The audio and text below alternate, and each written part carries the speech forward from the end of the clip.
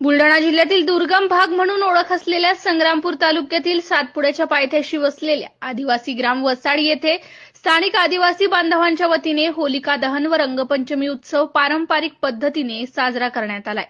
या उत्सवाच्या पर्वावर आदिवासी बांधवांच्या वतीने अनोख्या पद्धतीने होळी दहनाचे आयोजन करण्यात आले होते। सर्व आदिवासी बांधवांनी एकत्रित येत विविध प्रकारच्या आदिवासी गीतांचे गायन करून होळी पौर्णिमेचा उत्सव साजरा केलाय। संग्रामपूर तालुक्यातील सातपुड्याच्या पायथ्याशी विविध आदिवासींच्या जनजातींचा समुदाय वास्तव्याला असून आदिवासी बांधव आपले सण आणि उत्सव पारंपरिक पद्धतीने मोठ्या जोमाने, आनंदाने व उत्साहाने साजरे करतात।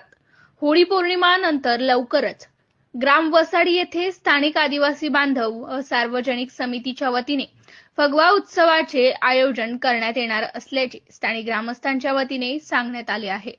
MZN न्यूज मराठी करिता श्याम खंडागळे।